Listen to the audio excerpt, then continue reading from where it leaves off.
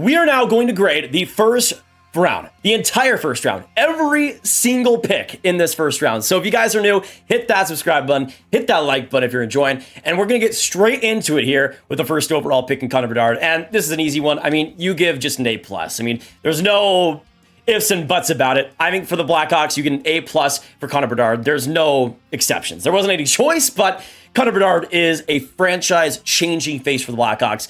But we already knew he was going to be the pick, so it doesn't really matter. But with what they did after that, too, is what really is surprising as well. Then going on to the second overall pick and the Ducks getting Leo Carlsson. This was really the big first shakeup of this 2023 draft. Most of the hype leading up to this draft was Adam Fantilli being their second pick. But they go for Leo Carlsson, who provides some great playmaking and a great skill set physically. But he's a player that I don't quite prefer over Adam Fantilli. But I can see why the Ducks would go after it. It wouldn't have been my pick, but I think it's still a first-line center for the future. So I'm going to give the pick a straight B. As for the Columbus Blue Jackets, we're going to go back to the A+ category because you got Adam Fantilli at third overall, and that is a slam dunk. I mean, if he went second overall, to me, he would have been the best second overall pick since Jack Eichel, and he goes third. That's just unfair, and now Columbus is in a position where they can build around Fantilli in a big way. Then to San Jose, you got Will Smith with the pick, and to me, this is a solid one. Just like Leo Carlsson, I'm going to give this a B. Fantastic creativity, a really interesting skill set in the future. We'll see if San Jose can really use all of that, but to me, that'll be a huge part of things. Then at number 5, you got David Reinbacher. To me, this is really the biggest skeptical one because to me, Reinbacher wasn't even the best defenseman of this draft. He was my third-ranked defenseman of this draft, and I could see why the Habs would go for it. He brings some good skating and physical tool set to him, and he's really composed, really consistent, and you know what you're getting. But to me, that's the problem. You know what you're getting in David Reinbacher, and he's not going to be a player that, in my opinion, is a first pairing guy, or at least a dominant one, a first defenseman on an NHL team. To me, Reinbacher will more likely settle into a second or third role. And I think with the players they kind of gave up on, they passed over, it wouldn't have been my pick personally. Then going on, and for that Reinbacher pick, I'm going to give it just a straight D. Now for the Simishev pick, we got the Coyotes here at 6th overall. They go for another D-man here, and it's wild. I initially thought the Coyotes might go for Reinbacher. They go for Simishev here. And I think for the Coyotes, they're in an interesting spot. I think Simishev, I'm going to give this pick a D+. It's not amazing by any means, and I feel like there was also the chance that the Coyotes might have traded down and still gotten Simishev. But to me, he's the best defensive prospect of this draft class. Actually, you know what? I'm going to give it a C- just because I like Simishev so much with his skating profile and the way he plays the game defensively. And his offensive game has been improving as well a lot. So I think if Arizona can put him in a big situation and use that physical size in a big way, I think he could become a top pairing guy. And I think he has the potential to be one of the best players in this draft. So at 6th overall, I think that's a lot more justifiable than the David Reinbacher pick, in my personal opinion. Then at number 7, you got the Flyers going ahead and getting Matvei Michkov. And to me, this is a straight A pick. This is a really risky one, obviously, with the issues that Michkov presents with that 3-year KHL contract. But the Flyers are in a unique position where they can wait, they can spend that time, and if he does come over, if he does bring that skill set, he's going to be a first-line player. He's going to be a dominant guy at the next level, and for the Flyers, I think that's going to be brilliant for them. And I'll just give it a straight A on that one. As for the Capitals of the 8th overall pick, they got the Ryan Leonard selection. I think this is also a solid one. I'm going to give this a C+. I think for Ryan Leonard, he was ranked 7th for me. He comes in number 8, and I don't hate the pick at all. Brings some great physicality, some great composure, some great leadership, and just an all-around amazing offensive skill set. I think the Caps are really going to love him at his play pushing and driving the net and everything, especially alongside a good playmaker. I think Leonard could be really quite solid. Now on to the 9th overall pick and the Detroit Red Wings. They end up going for Nate Danielson, which some people might say is a little bit of a reach, but I could see why they go after Danielson. He doesn't have the biggest ceiling in the world, but he has had an improving offensive game this last year, Brandon, and really carried them in a lot of ways. As a good transitional player, a great defender, great leader, and a great captain. And to me, with Danielson, he's a player that will be just a solid second-line center on the next level. And you have Larkin, Danielson, and Kasper there, and that's not too bad. I give the pick a C. It's nothing that'll blow you away, but I don't think it's horrible either. Then going on to 10th overall and the St. Louis Blues, they end up picking for another center there and getting Dalibor Dvorsky, which makes sense considering the Blues and their center needs there. Dvorsky, I think, makes sense for them. He's a great shooter, solid physical and defensive fundamentals. He's not a player that, just like Danielson, is going to blow you away with his offensive talent, especially with his playmaking and the awareness that he has offensively. That will definitely need to be not put up a notch if he's going to be a solid producer in the next level. But I think at 10, it's a solid spot for Dvorsky, but I'm going to give the pick a C-. It's fine, but it's also not going to, again, wow you, just like the Danielson pick.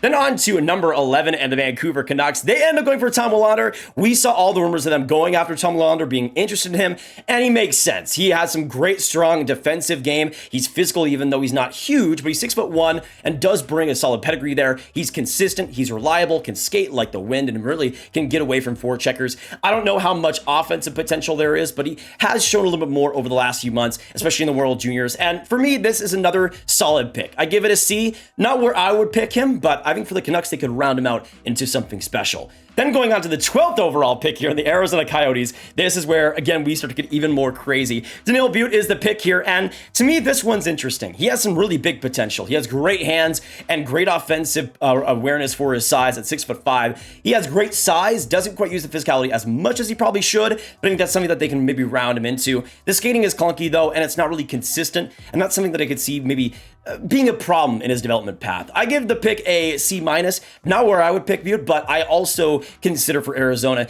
he's exactly the type of player that they love and want more in the pool. Then going on to 13th overall, we go back to the A+ picks in Zach Benson, the 5th best prospect in the draft, in my opinion. Zach Benson at 13 is just highway robbery. To me, one of the best defensive players of this draft, and the offensive ceiling there is sky high too. One of the best passers, one of the best defensive players in the draft, and you get yourself an A+ at 13th overall. Then at number 14 is Brayden Yager, and to me, this would be a D for me, at least. I'm not a huge fan of Brayden Yager at 14th overall, especially with some of the options they had forward-wise.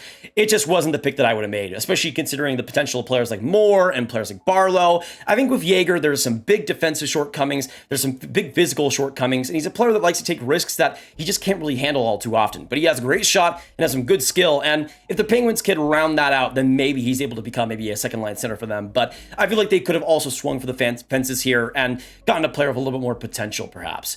Then going on to 15th overall in the Nashville Predators, they end up selecting Matthew Wood here. Horrible skater, but the rest of the game is elite. He is so good at reading plays, breaking down defensemen, and getting pucks along. He's such a good player along the boards, and his physical traits are great. 6'4", or 6'3". He's an absolute mammoth out there, and he uses his size in a great way. The problem is, again, that skating might hold him back from really unlocking that offensive potential, and that's really my main concern when it comes to Wood. I'll give this pick a C-, and I think it's another pick that could become a pretty big boomer bust. Now on to 16th overall in the Calgary Flames. There was potential they could have gone for a D-man here, but they go for Samuel Honzek, which I think makes sense. For the Flames, he's 6'4", and he uses his physicality amazingly in the offensive zone. Knows how to bully opponents, knows how to get in lanes, knows how to create offensive chances. He's a player that I like his playmaking skill, and I like the way he's able to protect the puck. And I think that'll be huge for the Flames. I don't think there's a ton of potential there, but I think I could see him rounding out as maybe an okay physical second line forward. Then on to 17th overall. By the way, for the Honzek pick, I'm going to give that a D+. For the Red Wings pick, I have them, or they ended up selecting Axel, Sandin, Pellikka, which is pretty interesting, considering, of course, the defense they already have, and players like Seider and Edvinsson, and Wallander, and Shai Buam. But to me, Sandin Pellikka brings a lot of offensive traits that they don't have a lot of in that pool. He's a fantastic puck distributor, so good at reading lanes, and that vision he has is incredible. Fantastic transitionally, and his skating is solid. He's not the biggest, and that physicality will need to be bulked up a little bit, but I do think Sandin Pellikka could be a great top 4 offensive D for the Red Wings. I'm going to give the pick a B+. Now on to 18 and the Winnipeg Jets. They end up selecting Colby Barlow. I like this pick a lot. That physical play that Barlow has on top of the goal scoring is going to be really interesting in the Jets pool, who have a lot of offensive creators like Brad Lambert. I think Barlow could fit in fantastically there. Not the greatest skater, and is a player that you might want to see a little bit more of defensively, pure defensively, 5-on-5, even if he's a solid penalty killer. But to me, he's a player that, even though he won't be the biggest play driver in the world, I think has a lot of great tools that Winnipeg can unlock well. I'm going to give the pick a B+ as well. Now on to 19th overall, and to me, maybe the best overall value pick of this 2023 draft up to this point, 19th overall in Oliver Moore. It is a steal for the Blackhawks. No doubt about it. No saying otherwise. This is a steal for Chicago. On top of getting Connor Bedard, they get Oliver Moore, who is a top 10 talent in my opinion, one of the best skaters in this draft class, one of the most creative offensive players as well, has a fantastic passing game, and always finds teammates that are open. He's a player that loves to distribute, loves to create, loves to be elite in transition, and to me, this is a player that as a second line center behind Bedard is going to be insane. A+ for the Blackhawks on this pick as well. Then going on to 20th overall in the Seattle Kraken, they ended up picking Eduard. Solid shot and some really good underlying skill, but he's a player that has had trouble putting it together this year, and I think also needs to use his size a little bit more. He plays a lot smaller than he is. I think that is something that could limit him in the next level, but the soft skill is there. I think for the Kraken, as maybe a middle six scorer, I think he could be really solid alongside maybe a player like a Shane Wright perhaps. Then on to 21st overall and the Minnesota Wild, we had a likelihood that they'd go after a center. Charlie Stramel is their pick, and I like it a decent bit. Now, for the Eduard pick, I'm going to give that a solid C-. Nothing amazing, but also not horrible. For the Charlie Stramel pick, I'm going to give this a C as well. Just a solid one. And for the Wild with their center core, I think when it comes to Stramel, he's going to fit in well as a second line, a pretty good play driver and pretty good puck handler. He's a player that is so good with his puck protection, knows how to use his body well, especially along the boards, getting pucks back and turning play over and getting things back on his own side. Stramel is great in that department. There's not any high-end skill there, but there's also a huge floor. And I think for Stramel, honestly, the worst he becomes is a solid fourth line center, but I could see him becoming a really solid third line center too.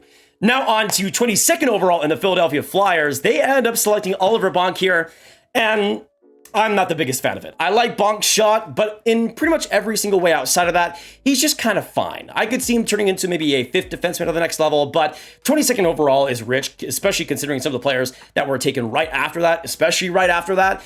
And to me, for the Flyers, he brings some good physicality. He skates okay, has a solid shot, but if you're expecting anything more than that, I think you'll be a little bit disappointed. But we'll see how he develops in Philly's new system. Then going on to 23 and the New York Rangers. Also for the Bonk pick, I'm going to give that a straight D. For the Rangers, I think for the Perreault pick, this is a solid one. An A in every single way. Even an A+ could be negotiated. With Gabriel Perreault, he is a fantastic player as a complimentary guy. Like an Arturi Lehkonen, if he's alongside your best player, he's going to get the most out of them, especially production-wise, and always knows where to be. His awareness is outstanding, and that's really the best thing with Perreault. I can see a situation where he plays with Mika Zibanejad, plays with some of the top players in the Rangers in the future, and does great things in that first line. Then on to 20 for the Rangers pick again, straight A+, solid for them. And you know what, A+, A+ for the Rangers and Gabe Perreault. I'm gonna make it happen. All right, I'm gonna make it happen. I've set the rule down. Now we go on to 24th overall and the Nashville Predators. They end up selecting Tyler Molendyk. This is one that might have surprised people, but I like Molendyk a lot. One of the best skating defensemen of this draft, and the mobility he has is insane. And the way he's able to get around forecheckers is just so fun to watch. He always can deceive and weave and get around players so well. And he's a player that is a great puck distributor as well. Is good in transition. Defensively, put up some fantastic numbers in the WHL this last year. He's a guy that I could see being a really underrated two-way guy. And I think in Nashville's system with how many D they developed, Tanner Molendyk will be right in line. Then on to the St. Louis Blues. They end up getting Otto Stenberg, which I like a lot. Stenberg had a brilliant World Juniors, but he's a fantastic passer, always knows where to be, and that creativity on the ice offensively is a big thing. Kind of surprised the Blues ended up picking him, and also for the Preds, I keep forgetting. The Preds and that Molendyk pick, I'm going to give a C+. For the Otto Stenberg pick, I like it a lot. I think it's a B+, and for St. Louis, a pretty solid draft up to this point, especially with that 25th overall pick. Now on to the 26th overall pick and the San Jose Sharks, and to me, this is an absolute W pick in every single way. A+ for Quentin Musty. I love getting him in this selection, getting him as late as they did. One of the best offensive creators in this draft. Great physically, great along the boards, and even though his skating isn't perfect, I think it's something that won't hold him back at the next level. Quentin Musty is an absolute dog sometimes, man, and the creativity, the skills that he has offensively is too good to pass up. A+ pick for the Sharks at 26. Then on to number 27 and the Colorado Avalanche. Calum Ritchie makes so much sense for them. Great play driver and a great playmaker along the boards. He's a guy that I think could play center at the next level and could be pretty solid at it. He's not going to blow you away, but I think has more of a higher ceiling player, higher ceiling center. I think Calum Ritchie works a lot in the Avalanche system. It kind of reminds me a little bit of Alex Newhook, funnily enough. But I think Calum Ritchie is a really interesting pick. And at 27, I mean, that's not a bad pick at all. I'm going to give that pick a B, and a straight one at that. Then going on to a wild one. 28th overall, the Toronto Maple Leafs select Easton Cowan from the London Knights. And this one came out of nowhere. I am shocked. This is the Toronto Maple Leafs pick. I mean, I like Easton Cowan. He wasn't in my top 50 rankings, but I didn't think there would be even a chance that he would be selected in the first round. But at 5'10", 170 pounds, has great hockey sense, is a good passer, and a really great transitional player. Not the greatest defensively, but this last year in 68 OHL games, got 53 points. This is a surprising one though, man. I like the potential of Cowan, but at 28th overall, that is a humongous risk. If it works out, I don't even know if it would be all that crazy good of a pick, honestly. I think if Easton Cowan works out in all the ways that he can, then 28 would be around where he would probably go. So to me, I think he'll probably be a D-, maybe even an F. I mean, Easton Cowan I like, but at 28 with the options that Toronto had, it was definitely a confusing one. But then we go on to a crazy pick here at 28th overall, and the Toronto Maple Leafs ended up selecting Easton Cowan out of nowhere. 5'10", 170 pounds out of London, and this one was shocking. I mean, I would never have expected Easton Cowan to be a player drafted in the first round, but here we are. He's not even huge. He's not even big, but I think he has some good tools. His hockey sense is great, especially offensively, and he's a player that passing-wise is brilliant. And I think he's a player that knows where to be and offensively can really push play well. The problem is, I don't really know if there's enough potential to warrant a 28th overall pick, especially defensively. That's a really poor part of him. And the skating and physical play is fine at best for me. But this is a player that I think maybe could be a third-line energy guy, perhaps, but that's at best. And at 28th overall, with the options the Leafs had, it's definitely a peculiar one. I would give this one an F personally, but this is still a pick that maybe could turn out if everything works out for him. But it's just a very weird one to me. Then going on to the rest of the first round, you got the Blues with their third pick and no trades, which was crazy to think about. They selected with every single one of them, and they ended up selecting Theo Lindstein. And to me, this is a pretty reasonable spot for Lindstein to be. Very safe, defensive, solid skating Swedish defenseman. He's a player that I think will be solid for the Blues in maybe a fourth defenseman role. Just a solid C+ pick. Nothing special, nothing that's going to blow you away, but will be a solid player for the Blues for sure.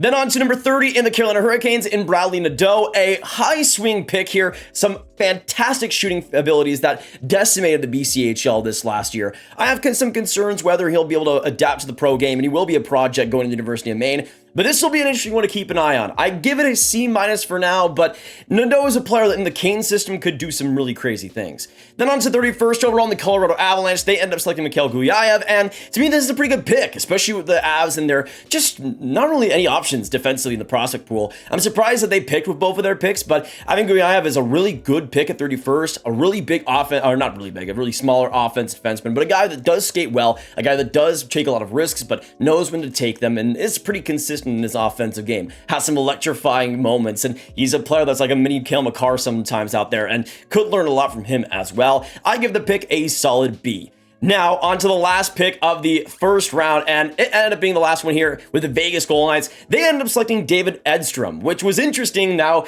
with no Gavin Brindley in the first round. Absolutely wild. David Edstrom, though, does make sense, and I'm surprised he didn't go higher, honestly. A really solid, effective, and defensive center. A guy that I could see being a really solid middle six guy at the future who kills penalties, can skate solidly, can use his physical play in a lot of great ways. He's a player that I think Vegas will really like, will be a consistent guy, and again, won't blow you away, but is a solid player and will be a solid player for a long time. A very good pick. I would say a B- with that one at 32. But that is it for the grades of every single pick in this 2023 NHL draft. Some picks that were just absolutely wild out of nowhere, but it was a fun one for sure, even if there wasn't any trades to actually note. But if you guys enjoyed this grading, hit that like button, hit that subscribe button, hit that notification bell, and of course, comment down below all your thoughts on all my grades. What would you grade your favorite team's pick, and what would you grade all the picks in the first round? Let us know down below. And of course, share the video with all the hockey fans you guys know online, and click on this card for all my 2023 draft content. I will see you in the next one. Have a great day,